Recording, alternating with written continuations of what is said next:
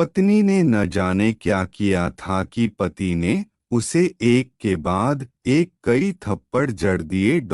हमेशा हर सिचुएशन को शांति से हैंडल करने वाली पत्नी भी इस बार इतनी अशांत हो उठी कि उसने अपनी चप्पल ही निकालकर पति की ओर दे फेंकी। चप्पल पति के बालों को छूते हुए निकल गई। ये किस्सा यहीं पर खत्म हो सकता था, मगर पति ने इसे अपनी मर्दानगी का विषय बना लिया और बात बद से बदतर होती चली गई। रिश्तेदारों ने भी आग में घी का काम किया। किसी ने कहा, जो औरत अपने पति को चप्पल से मार सकती है वो ना ही तो वफादार हो सकती है और ना ही पतिव्रता। ऐसी औरत परिवार ही नहीं पूरे समाज पर कलंक की तरह है। बीवी के पक्ष वाले कहाँ पीछे रहने वाले थे। किसी ने कहा, 21वीं सदी में भी जो स्त्री के साथ मारपीट करते हैं उन्हें तो जेल भेज देना चाहिए। तो कोई कहता, जरूर उसको कोई और पसंद आ गई होगी इसलिए अब पत्नी से मारपीट करने लगा है। बात कोर्ट तक पहुंच गई। दोनों पक्षों ने एक दूसरे के खिलाफ केस फाइल कर दिया। पति ने चरित्रहीन होने का तो पत्नी ने दहेज और शारीरिक उत्पीड़न का आरोप लगाया। 2 वर्षों से अधिक समय के लिए केस चला था। इन 2 वर्षों के दौरान दोनों पति पत्नी अलग अलग रहे थे। इन 2 वर्षों के दौरान दोनों पक्षों के समर्थकों की संख्या कम हो गई थी। पहले जहां दोनों पक्षों में समर्थकों का समूह होता था, अब गिने चुने लोग रह गए थे। पति और पत्नी दोनों की आर्थिक स्थिति भी इस समय के दौरान नीचे गिर चुकी थी। जिन्हें वो अपना शुभचिंतक समझ रहे थे, पैसों की बात आते ही उन्होंने भी अपना पलड़ा झाड़ लिया था। अगर कोई देने को राजी भी हुआ तो मोटे ब्याज की शर्त पर। आखिरकार वही हुआ जो सब चाहते थे, डाइवोर्स। हर कोई खुश था, दोनों पक्षों के रिश्तेदार, उनके माता पिता और दोनों के वकील। लेकिन 5 साल की सुखद शादी और एक सुंदर बेटी होने के बाद मिले इस डाइवोर्स से पत्नी मूक थी और पति शांत। शायद ये एक इत्तेफाक ही था कि इस खुशी को मनाने के लिए दोनों पक्ष के लोग एक ही चाय की टपरी पर बैठे, आमने सामने। इत्तेफाक इसलिए क्योंकि ज्यादातर लोग जो एक दूसरे के विरोध पक्ष को सपोर्ट कर रहे थे वे एक दूसरे को अच्छे से जानते भी नहीं थे। पति पत्नी भी इन सभी से दूर एक दूसरे के सामने मेज पर बैठे। पत्नी ने पति से कहा, अब तो खुश होगे ना, तुम्हारे मन की जो हुई है मुबारक हो, तुम भी तो आज जीत गई हो। मुझसे तलाक तो तुम्हें भी मिल गया। कॉन्ग्रेचुलेशंस टू यू टू, पति ने कहा। तलाक को तुम जीत का प्रतीक समझते हो? पत्नी ने पूछा। पति चुप रहा। थोड़ी देर की शांति के बाद पति ने कहा, मुझे तुम्हें 5 लाख रुपए अभी और हर महीने 8,000 देने का आदेश है। अभी मेरे पास पैसे नहीं हैं, इसलिए हमारा मतलब मेरा जो सिटी में फ्लैट है उसे तुम्हारे नाम कर देता हूँ। पत्नी बोली, लेकिन उस फ्लैट की कीमत तो 18 लाख की है।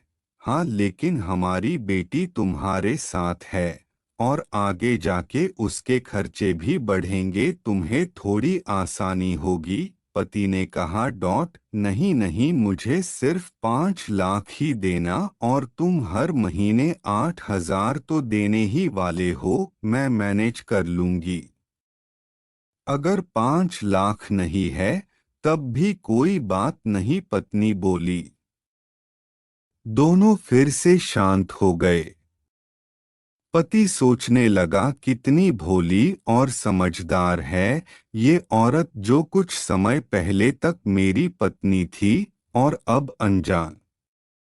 ये वही है जो कम से कम खर्चे में घर चलाती और पैसे बचाकर मेरे जन्मदिन और बर्थडे पर हमेशा मेरे लिए नए कपड़े खरीद लाती। कभी बीमार भी हो जाती तो पैसे बचाने के लिए मुझे मालूम न होने देती और घरेलू नुस्खों से अपना इलाज कर लेती, मगर घर में कोई और बीमार होता तो तुरंत डॉक्टर के पास लेकर जाती।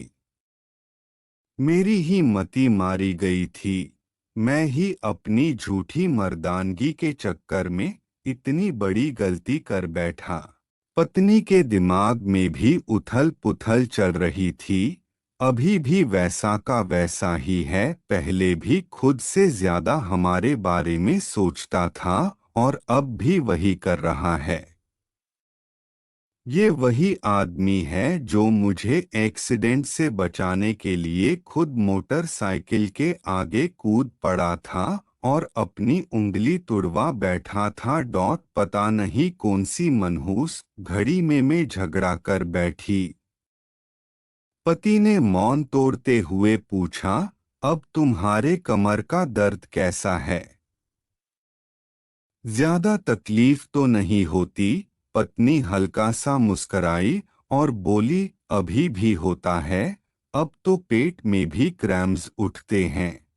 वो तो होगा ही, तुम योगा या कसरत भी तो नहीं करती हो, अब किसी गायनेकोलॉजिस्ट को जरूर दिखा देना। पति ने कहा, तुम बताओ, तुम्हारा अस्थमा कैसा है अब? क्या अब भी दौरे पड़ते हैं?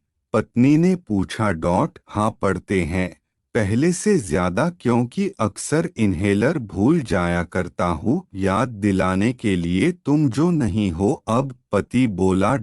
पत्नी के आंखों में आंसू आ गए। वो बोली, तुम्हें मेरे चरित्र पर सवाल नहीं उठाने चाहिए थे, तो ये परिस्थिति आती ही नहीं।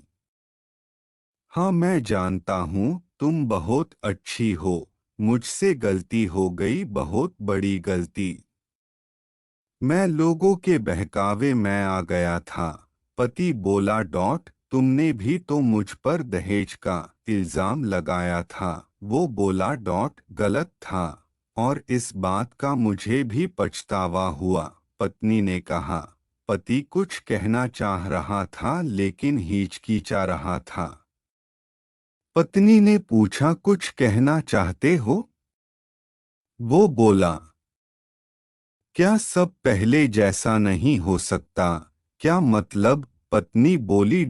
मतलब कि हम फिर से पहले की तरह पति पत्नी बनकर, सच्चे दोस्त बनकर नहीं रह सकते। पति बोला, पर ये डाइवोर्स के पेपर दिखाते हुए पत्नी ने कहा, फाड़ देते हैं। पति ने अपने पास रखे डाइवोर्स के पेपर फाड़ते हुए कहा। पत्नी ने भी अपने पास रखे पेपर फाड़ दिए। सभी हैरान थे, वकील, रिश्तेदार और माँ बाप। पति पत्नी दोनों एक दूसरे के हाथ में हाथ पकड़े अपने घर की तरफ चले गए। दोस्तों, ये कहानी उन हर पति पत्नी के लिए बड़ी सीख है जो छोटी छोटी बातों पर लड़ते हैं और इन झगड़ों को बड़ा बना के अलग होने का डिसीजन लेते हैं। प्यार और झगड़ा तो एक सिक्के के दो पहलुओं की तरह है, दोनों को स्वीकार करना होगा, तभी ये पवित्र रिश्ता उसकी मंजिल तक पहुंच पाएगा। दोस्तों, अगर आपको इसी तरह की कहानी अच्छी लगती है तो प्लीज़ हमारे चैनल को सब्सक्राइब करना।